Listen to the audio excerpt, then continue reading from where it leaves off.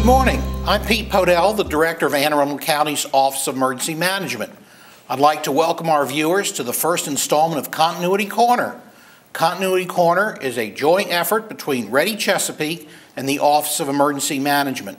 Ready Chesapeake is a nonprofit organization whose primary mission is to support continuity planning, resiliency, and disaster recovery in Anne Arundel County and the city of Annapolis.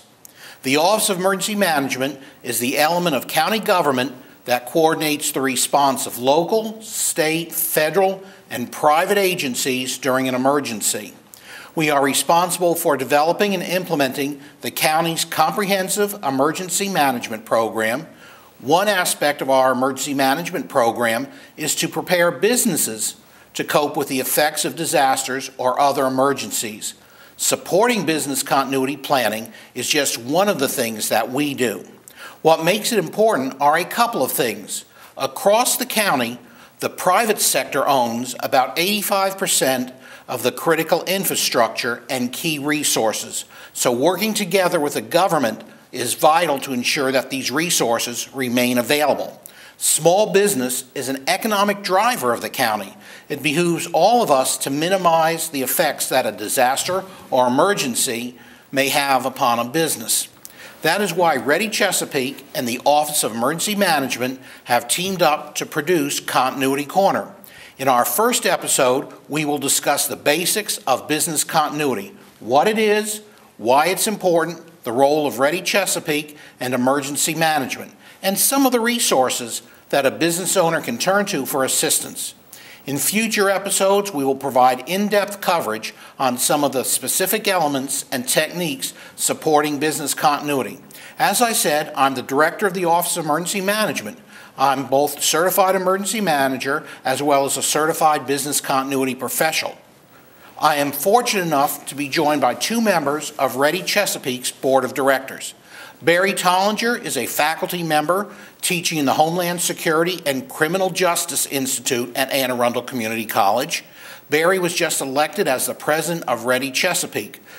Sitting to the right of Barry is Fran Schmidt, who is the Chief Executive Officer of the Northern Anne Arundel County Chamber of Commerce. I hope that you will join me in welcoming Barry and Fran, along with the knowledge, wisdom, and experience that they have graciously agreed to share with us today.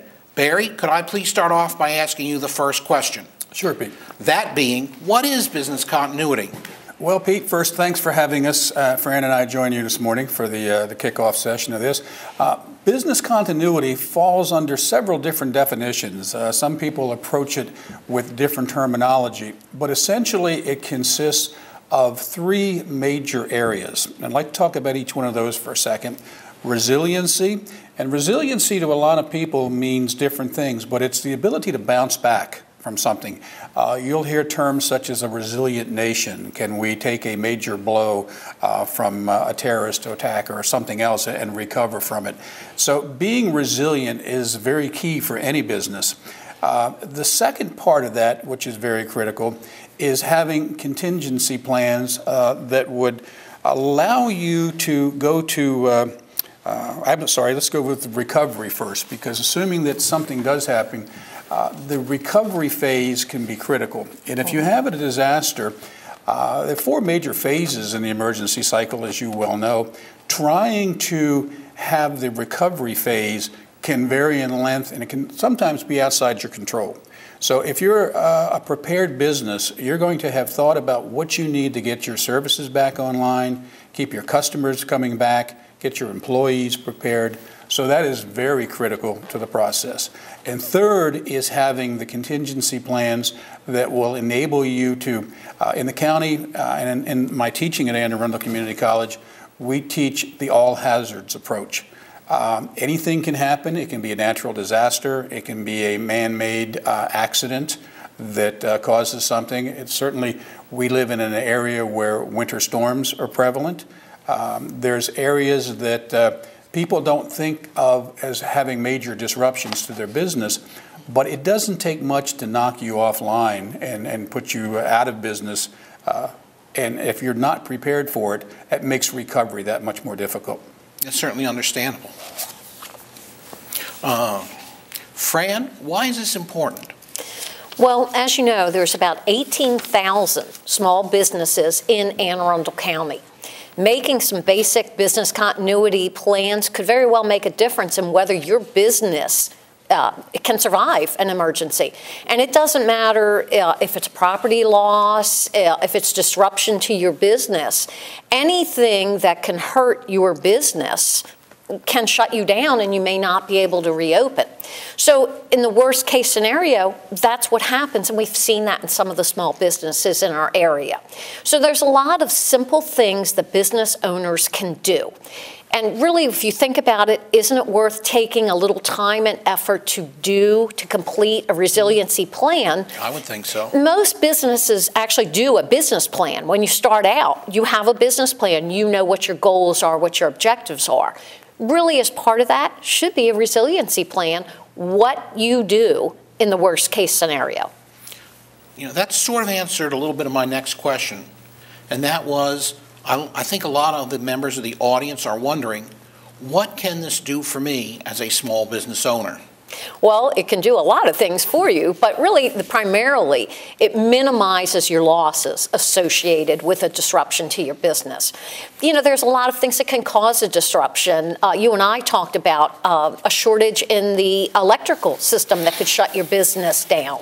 The loss of a major vendor. If you have one vendor that supplies the majority of your products and you lose that vendor, you could be out of business. It could be a fire, it could be a flood, it could be a heavy snowfall, which, you know, we're experience in Maryland, and sometimes that can shut down deliveries and products. So every business should be able to know what they would do in the event of a business disruption and what that impact is going to be on their business. And it really helps them minimize that impact. That's what we're looking for. Yeah, that seems like it's just common sense in a lot of ways. You know, it is common sense, but it involves doing a little bit of planning, maybe stepping outside of your comfort zone in the box to do this. But it's critical. It's something that we really want to encourage businesses to do. I think when people talk about business continuity, people are not always envisioning the same thing. So Barry, if I could ask you, what does business continuity encompass? Well, it encompasses a lot of different things, and the Disaster Recovery Institute trains and certifies their people to help businesses, and as you mentioned with your qualifications, certainly business continuity and having a business plan is critical. And there's 10 key functions that businesses should be aware of. And not all businesses are going to be affected in the same manner, but if each business out there would take some time to look at, and I'm going to read the 10 because I think it's important that we key in on this, because there's little areas that you can do that the slight things, it's the details that make a difference. And the 10 that are very critical are program initiation and management, risk evaluation and control, and really determining what your risk factor is key to how you spread your resources. And I think a lot of people really don't spend enough time doing risk assessment. Business impact analysis, what would be the impact on your business if certain events were to happen?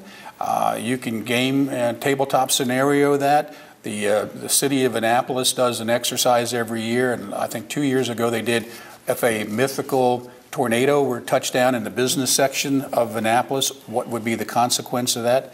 And by the way, historically, Maryland doesn't get a lot of tornadoes, but we've been seeing an increase of that in the last few years. And it doesn't take much of a tornado touching ground to really disrupt a business, certainly in a critical area, even if it's a limited geographical area. Some of the other areas of concern, business continuity strategies. Who would you partner with? Who would you look for strategic partners as well as tactical partners? Emergency response and operations. That's going to fall a lot on individuals, and we'll talk about that in the program today because security, Homeland Security, one of the subjects I teach, as well as business security, starts with the individual. So it's hard to get away from the individual's responsibility. Awareness and training programs.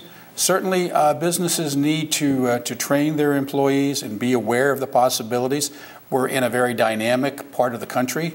We're subject to a lot of things that could happen. So having an exercise and plan and doing those things to make sure it works is pretty good. It's Dwight Eisenhower said, plans are interesting, but planning is everything. So being able to modify as things change. If you put a business plan on the shelf in January and don't check it till the next January, a lot of things have happened in 1 year. Employees change, situations change, so that's critical.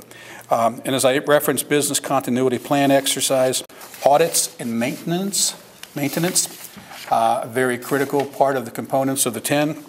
Crisis communications, simple things like how do you stay in touch with your employees, your vendors, key customers. The 80-20 rule applies, where 20% of your business is very important to you, and keeping in contact with your employees.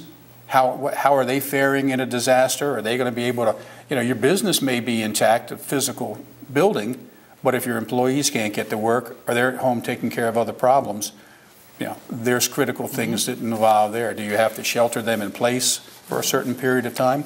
And lastly, not the least important, is coordinating with external agencies. As you referenced, the county has a great set of resources for helping business. Primary responsibility of business resiliency is the business community itself, and that's where we come into play. But there are things businesses can do seeking professional help, and we hope to be able to show where Ready Chesapeake can also be a valuable asset to them. Yeah, I can see where this whole process can keep business downtime to a minimum after an emergency. But everything you said is certainly a lot to think about. If I were a small business owner, I might consider all of this whole process a bit overwhelming, to be honest with you.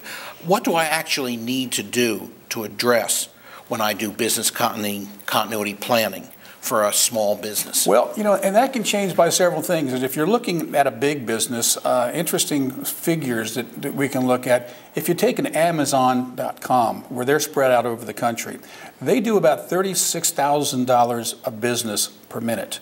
If you look at somebody like eBay, they're at about $12,000 a minute. So the stakes get kind of high depending on big businesses. Now, in the county, as you referenced, or Fran referenced, we have 18,000 businesses, primarily small. Small and big businesses share commonality, and sometimes the problem is proportionate to the disaster as it would impact the business itself. So what's important to know is some businesses are impacted by geography, some are impacted by type of business. So that will vary by business to business. And keeping the business, what is the mission? What's the goal? What's the client base? These are things that you build from the bottom up when you're designing your business continuity plan. We were talking before the meeting today about a pizza company and a pizza manufacturer in the county that would buy their material from one source. What happens when that one source is not available? Whether they have supply issue problems at their end, is there a single point of failure in your supply chain? We had the storm a couple of years ago when the food stores couldn't be resupplied because the trucks couldn't get into the city. So it's a multi-phased effort. There is no one agency, there is no one organization that can restore continuity of government, continuity of business. It's a collaborative approach, and that's really what we try to teach, starting from the bottom up, that you have to be fully engaged in your own business. It's not a luxury, it's a necessity. I can certainly understand that. From a consumer standpoint, I know as much as I like pizza and have my favorite, if I can't get a pizza where I prefer to get it from, I'll find someone else to get pizza. So, I'm never going to be without a pizza. That's the key food for a lot of people in emergencies. You talk about people who run to the grocery store and buy bread, milk, and toilet paper. The pizza delivery places, that they find a way to get through. True. They do. True. If a small business has insurance, why do they need to be concerned with business continuity planning? I guess that's a good question to ask Fran. Well, and I deal with businesses of all different sizes every day, but the important element is that they do have business insurance. And this is something that we talk about all the time, especially in your business plan. But there's a lot of different types of insurance.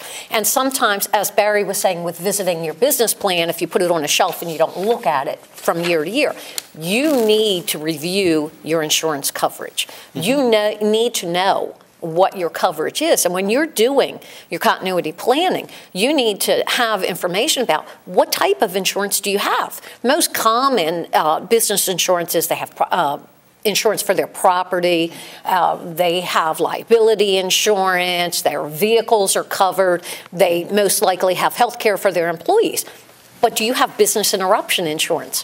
What happens if you are shut down for 3 or 4 days? What happens if you're shut down for a couple weeks? What happens if there's a major problem with your business and you can't physically be there? Are you covered for loss of income? Are you covered for business interruption?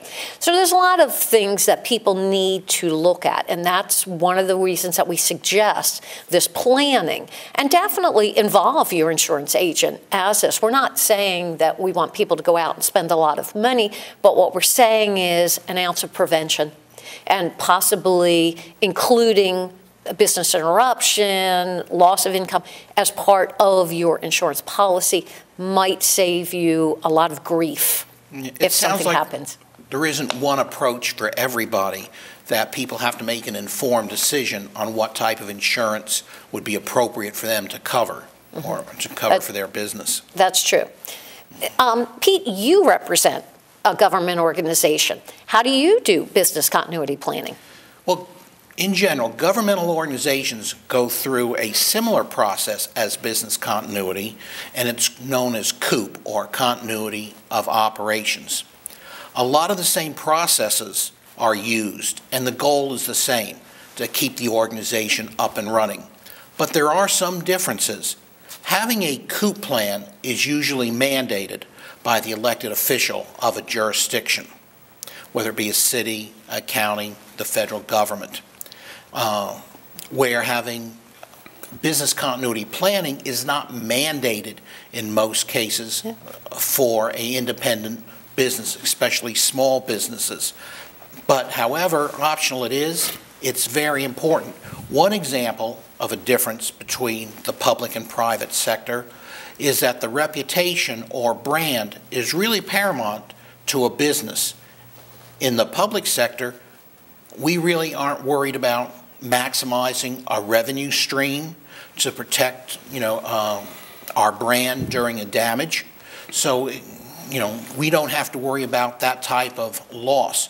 What goes into business continuity planning, it sort of comes up to the next question I would have, and if I could ask Barry, can you sort of give me the short version of that? I can, but first, Pete, one of the things that you mentioned that triggered a thought that I had. A couple of years ago, I was fortunate enough to go to a meeting at the City of Laurel, and they talked about the maximum allowable downtime, not only for a business, but the city, after 2 weeks, if the income stream stopped for them because of the revenue that the city generates, it would impact their ability to fund the many things that are needed. And in this time of austerity, budget cuts, and certainly the county as well as the city of Annapolis, looking for ways to stretch that dollar as far as they can.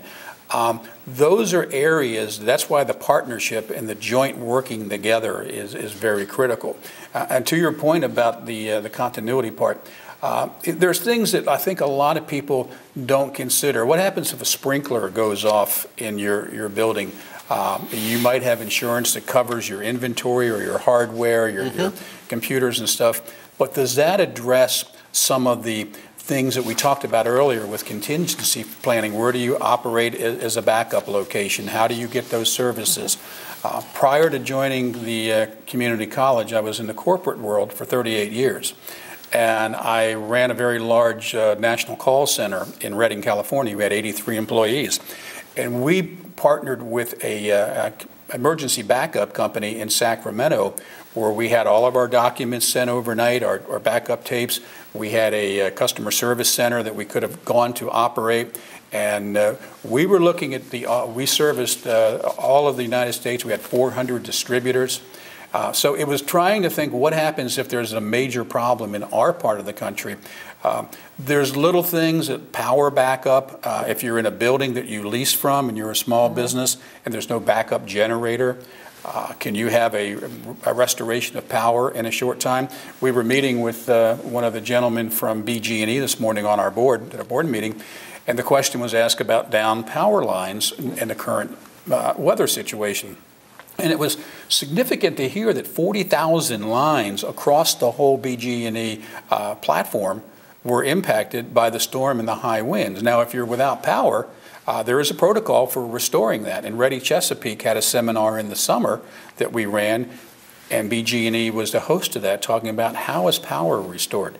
The things that are required to get you back into your physical location, recertification of the building being habitable, are important. So there's so many things that enter into it that when you give thought as a business to all the hardcore business parts of running successfully the type of service or product you're selling, you have to, in your teachings at college, certainly know that you have to look at almost every aspect, because it can be the smallest little detail, that single point of failure that brings your business to a screeching halt.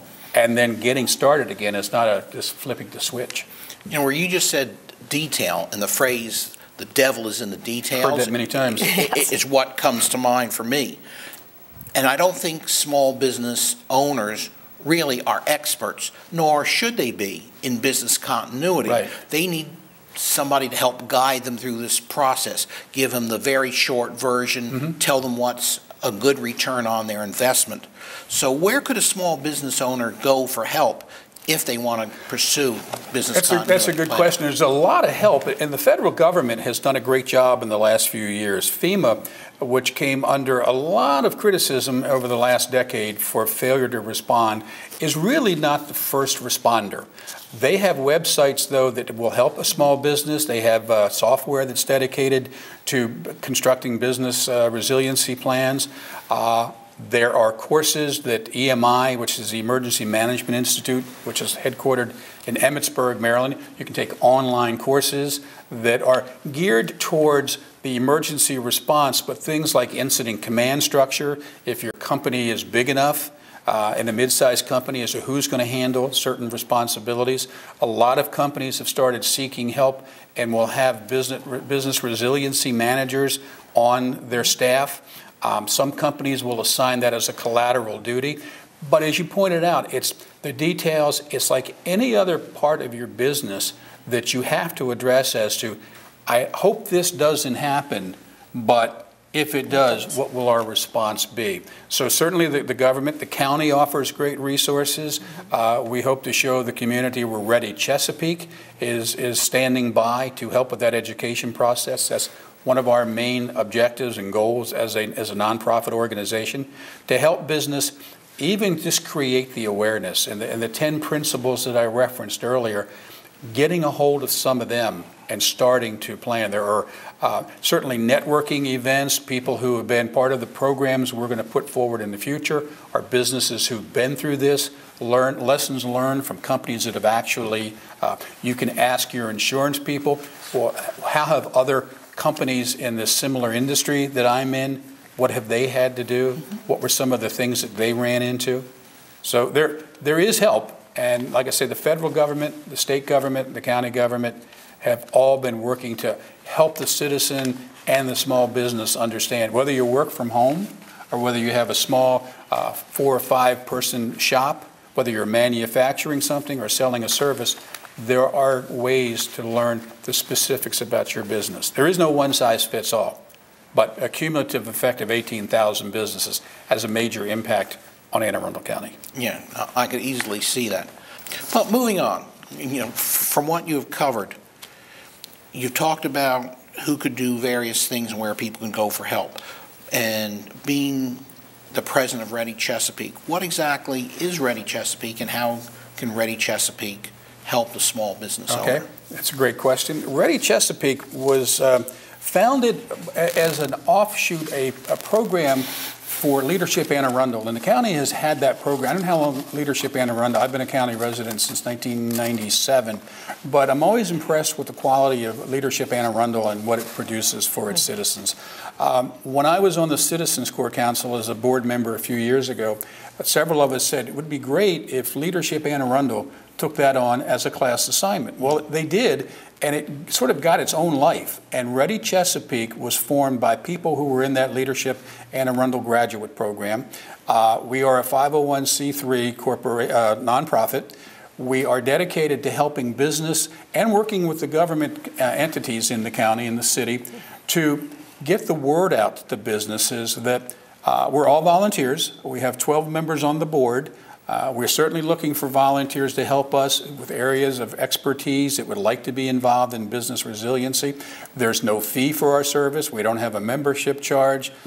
We do rely on grant money, but we are reaching out to businesses to try to help them understand that these roles are necessary, that it's their responsibility, but there are people, we have, as Fran in her capacity as the Chamber of Commerce for North County, certainly there are people that are through Ready Chesapeake that work for large corporations, a lot of small business owners in our group.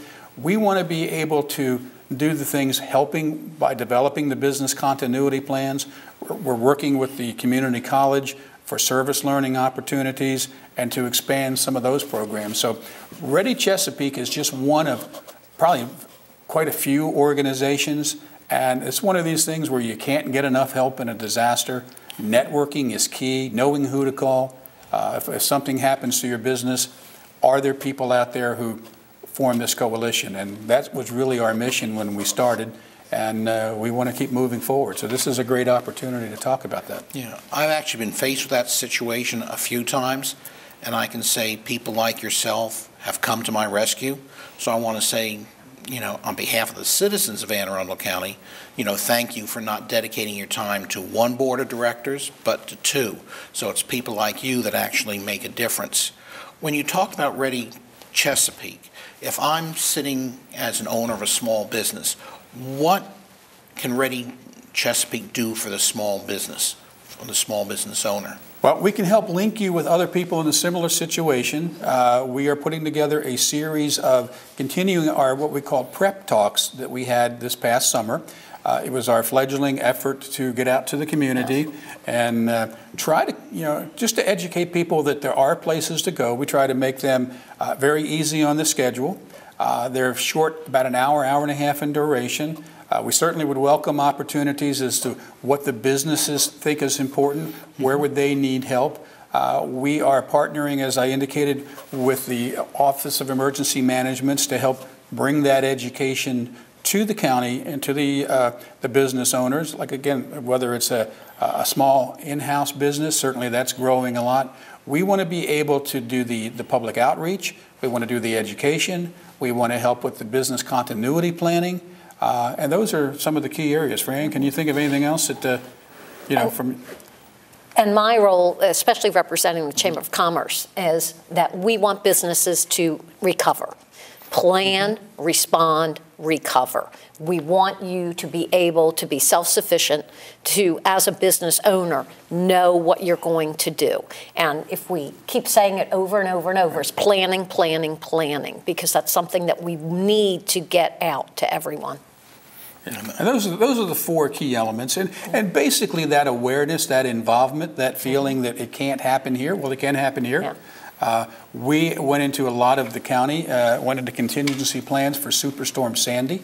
The hospitals, one of our board members is with the Hospital of Annapolis. We were very fortunate that it didn't hit us, but we were impacted by it, and we went into the operations phase that had it been more local, it would have had, there are people from Superstorm Sandy businesses that still haven't recovered, and lessons learned from that. Yes. So it's a cumulative process. I don't know that there's anything on the horizon that would tell us it's imminent, but certainly disasters will happen. I remember when I first heard about Ready Chesapeake, I looked at your web page, and there were 4 things specifically identified on the web page as far as your service areas being Can you just touch on those 4 areas? We had Business Coalition was important. Yes. We had the educational outreach, information resources, and the recovery and resistance. And our goal was basically to help those businesses. And certainly we're not limited to small businesses. Big business seems to get it. They have people dedicated to it.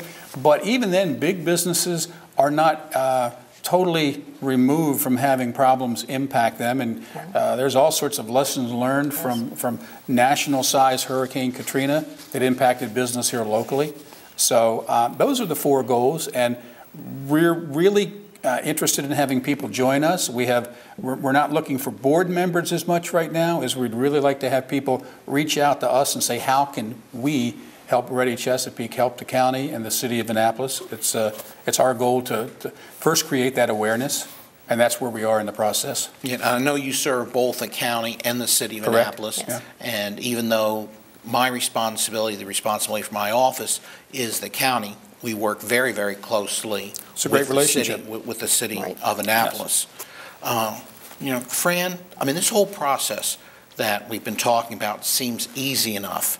Why don't more businesses get involved or have a continuity plan?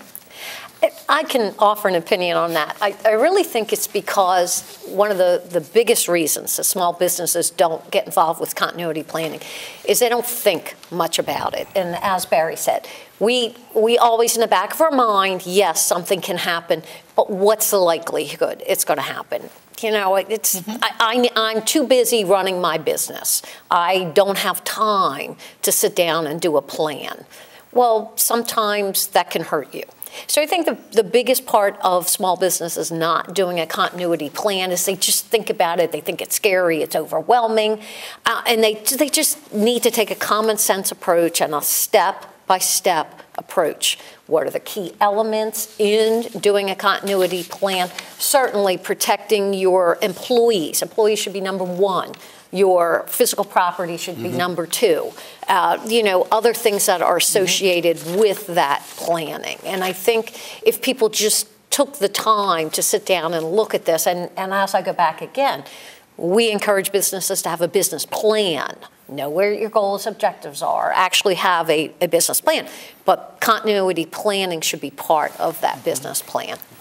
What Barry talked about a few minutes ago about the FEMA Business Continuity Planning Tool, which is available online. It's free, so it's a good, affordable resource for a lot of folks, at the small business level. But some people actually would have additional questions or benefit from talking face to face. Where could people go that are developing a plan or to network with people on some of these issues? Well, there was an organization that I was happy to be part of a couple of years ago called the Association of Contingency Planners.